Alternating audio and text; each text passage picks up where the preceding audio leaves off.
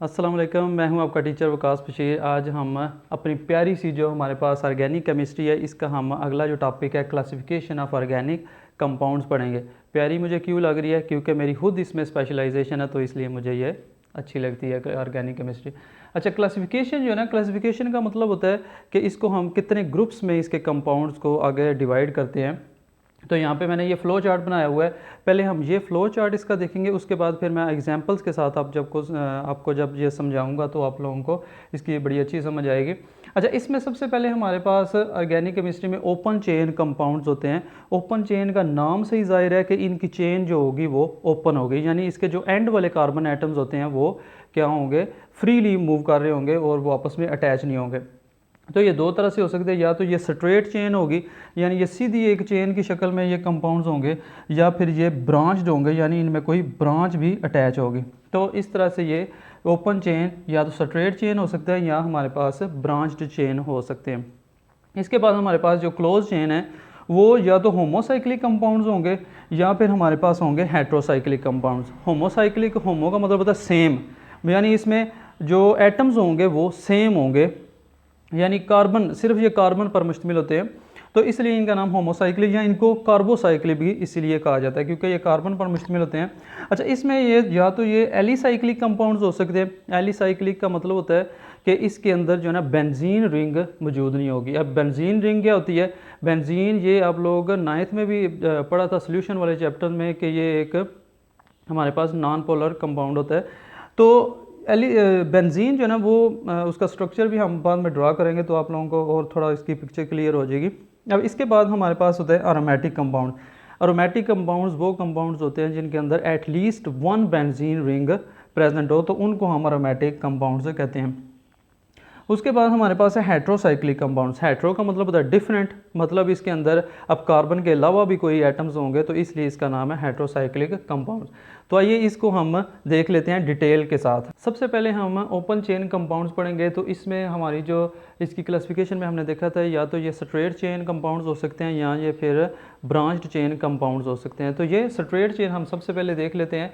ये इससे पहले जो हमारा लेक्चर था उसमें आपको मैंने बताया था कि जितने भी ऑर्गेनिक कंपाउंड्स होते हैं वो कार्बन, हाइड्रोजन और उनके डेरिवेटिव्स पर मुश्तमिल होते हैं। तो यहाँ पे हम कार्बन और हाइड्रोजन का एक हम कंपाउंड देख लेते हैं कि समझे, ये हमारे पास एक कार्बन का एक कंपाउंड है जिसमें 4 कार्बन हमारे पास मौजूद हैं। इसमें कार्बन के अलावा हाइड्रोजन भी मौजूद होंगे। तो इसमें क्या है कि स्ट्रेट चेन का मतलब है कि ये एक सीधी चेन की शक्ल में होगा, यानी इसके जो आखिरी कार्बन एटम्स हैं, यानी ये वाला कार्बन एटम और ये वाला कार्बन एटम, ये आपस में अटैच नहीं है किसी तरह से, ये अटैच नहीं, इसलिए ये फ्रीली है, फ्रीली मूव कर रहे हैं, तो ये हमारे पास स्ट्रेट चेन की शक्ल में होंगे। अब इसकी हम वैलेंसी पूरी कर लेते हैं। तो ये हमारे पास आ गया CH3, ये H। अब इसके साथ 3 H क्यों है और इसके साथ 2 H क्यों है? क्योंकि इसने कार्बन ने 4 अपनी वैलेंसी पूरी करनी है, 1 2 3 4। अब इसने एक कार्बन एटम के साथ आगे बॉन्ड बनाया हुआ है, ये एक कार्बन एटम के साथ, लेकिन इस कार्बन ने अगर आप देखें तो 2 कार्बन के साथ, एक ये कार्बन और एक ये कार्बन, इसलिए इसके 2 एटम, 2 बॉन्ड जो हैं वो कार्बन के साथ बने होते हैं और 2 इसके साथ हाइड्रोजन के साथ बने होते हैं, लेकिन इसके एक कार्बन के साथ और 3 हाइड्रोजन के साथ, तो 4 बॉन्ड इसने पूरे करने होते हैं। तो इसलिए हमारे पास जो एंड वाली कार्बन एटम्स होती है उनके साथ 3 हाइड्रोजन होते हैं। ये हो गया। उसके बाद ये हमारे पास स्ट्रेट चेन ऑर्गेनिक कंपाउंड आ गया।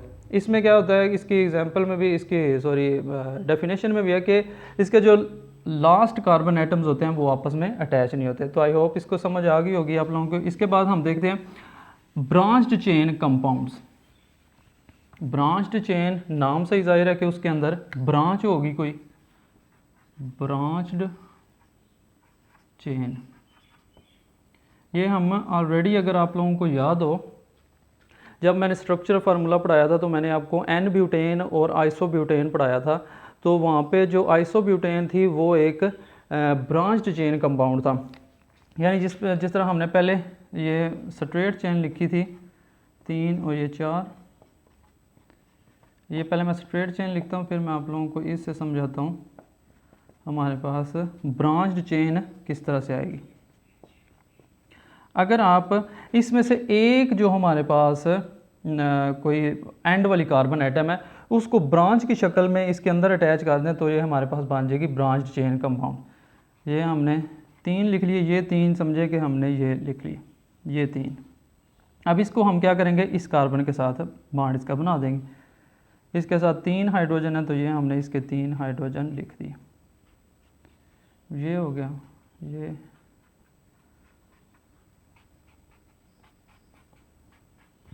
अब देखेंगे तो इसके साथ, इस कार्बन के साथ 2 हाइड्रोजन थे, एक और ये एक।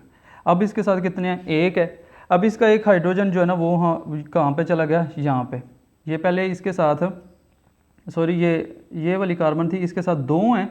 तो अब देखें तो यहाँ पे एक है इसके साथ, लेकिन इसका एक हाइड्रोजन जो है वो कहाँ पे चला गया, वो इस कार्बन के साथ चला गया यहाँ पे, जहाँ से ये बॉन्ड टूटा है ना, वहाँ से वहाँ पे आकर ये हाइड्रोजन एक अटैच हो गया। तो ये हमारे पास आइसोब्यूटेन है, आइसोब्यूटेन। और ये हमारे पास थी एन ब्यूटेन।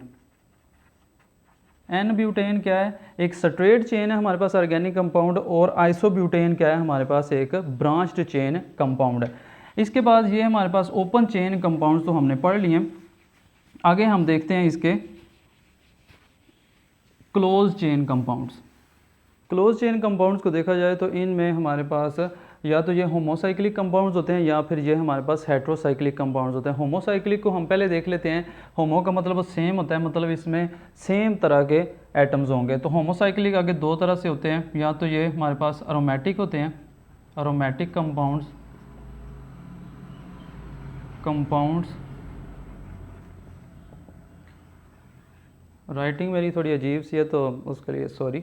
अच्छा, इसमें हमारे पास जो अरोमेटिक कंपाउंड्स होते हैं, अरोमेटिक का लफ्ज़ जो है ना वो अरोमा से निकले। अरोमा होती है स्मेल, यानी इनकी स्मेल या ऑर्डर की वजह से हम इनको अरोमेटिक कंपाउंड्स कहते हैं। और वो अरोमा इसको मिलती है बेंजीन की वजह से। इसको हम बेंजीनॉइड भी कहते हैं, बेंजीनॉइड कंपाउंड्स भी कहते हैं, क्योंकि इनके अंदर बेंजीनॉइड भी हम इनको कहते हैं। क्यों कहते हैं, क्योंकि इनके अंदर बेंजीन मौजूद होती है, इसलिए हम इनको बेंजीनॉइड कहते हैं। तो सबसे इसकी जो एग्जांपल है सिंपल, वो है बेंजीन। बेंजीन का हमारे पास ये स्ट्रक्चर होता है, इसके अंदर 6 कार्बन एटम्स मौजूद होते हैं और 6 ही हाइड्रोजन एटम मौजूद होते हैं। और ये एक हमारे पास क्लोज्ड चेन कंपाउंड है। तो क्लोज चेन कंपाउंड्स की डेफिनेशन भी ये होती है कि compounds in which the last carbon atoms are not free. तो इसमें हमारे पास जो कार्बन एटम्स हैं, समझे कि ये यहाँ पे अगर इसको हम देख लें तो ये समझे कि हमारे पास कार्बन था और ये हमारे पास कार्बन। तो ये आपस में क्या हैं, अटैच हैं बॉन्ड के साथ, तो इसलिए हम इनको कहते हैं क्लोज चेन कंपाउंड्स।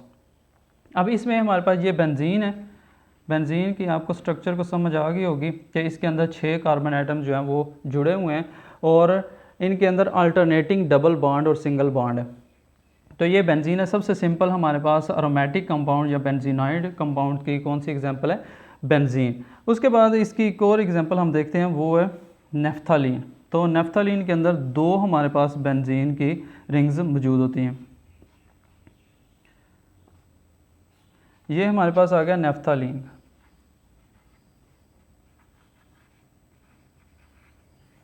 तो ये एरोमेटिक कंपाउंड के हमारे पास एग्जांपल्स हैं। एरोमेटिक कंपाउंड्स कौन से होते हैं, जिनके अंदर एटलीस्ट 1 बेंजीन रिंग मौजूद होती है। इसके बाद हम देख लेते हैं एलिसाइक्लिक कंपाउंड्स।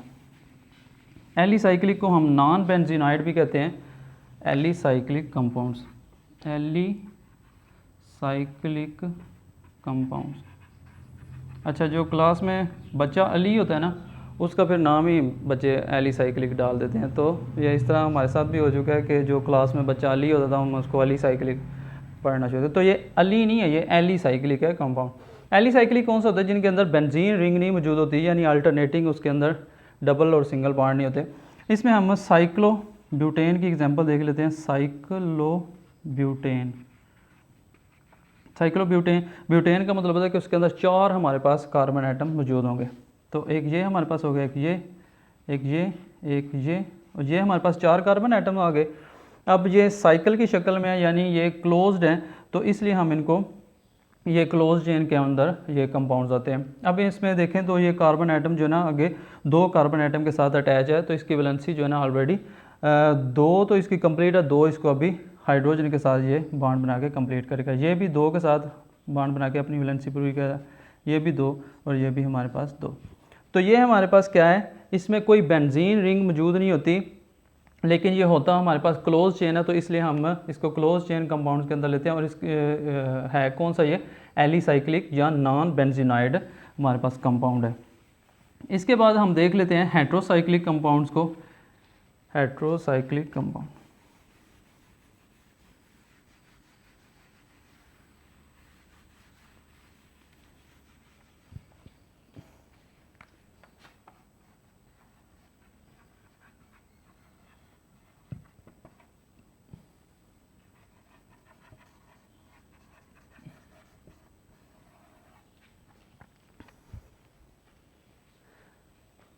हेट्रोसाइक्लिक कंपाउंड्स को अगर देखा जाए तो हेट्रो का मतलब होता है डिफरेंट, यानी इसके अंदर कार्बन के अलावा भी कोई एटम्स मौजूद होंगे जो रिंग के अंदर मौजूद होंगे, तो इसलिए हम इनको कहते हैं हेट्रोसाइक्लिक कंपाउंड्स। अब हेट्रोसाइक्लिक कंपाउंड्स भी क्लोज चेन के अंदर आते हैं, मतलब ये क्या होंगे, क्लोज्ड होंगे ये भी। तो हेट्रोसाइक्लिक की एग्जाम्पल के अंदर हम सबसे पहले देख लेते हैं, तो हमारे पास आ जाता है थायोफीन।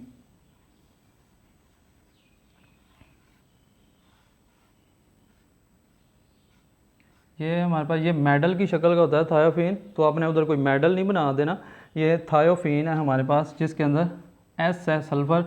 ये कार्बन की जगह अब हमारे पास क्या आ गया, सल्फ़र आ गया, यानी डिफरेंट एक हमारे पास एटम आ गया, तो इसलिए हम इसको कहते हैं हेट्रोसाइक्लिक कंपाउंड। तो ये किसका नाम क्या है, थायोफीन। थायो वैसे जहाँ पे ये सल्फ़र आता है ना, तो और भी कई अगर जगह पे आए सल्फ़र, तो इसको हम ऑर्गेनिक केमिस्ट्री के अंदर थायो के तौर पे यूज़ करते हैं, नाम इसका थायो। अच्छा, इसके बाद हमारे पास जो एग्जांपल है वो है पिरिडीन की।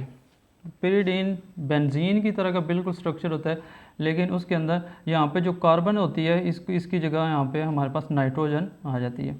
तो ये हमारे पास पिरिडीन है। पिरिडीन ये हमारे पास आ गई पिरिडीन। वैसे ये अगर इसको इस शक्ल में लिखते हैं, वैसे अगर आप इसको इस तरह नहीं भी लिखना चाहते तो इस तरह अगर आप लिख लें,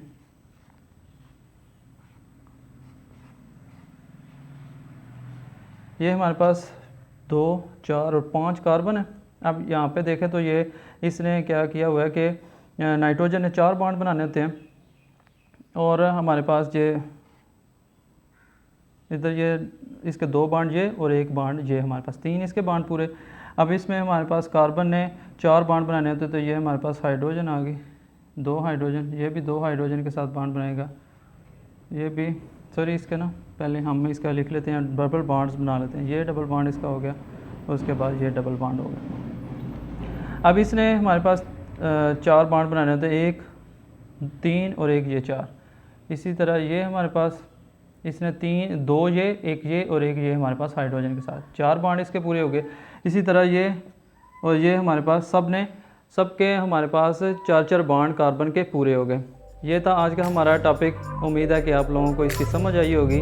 अपना ख्याल रखें। अल्लाह हाफिज़।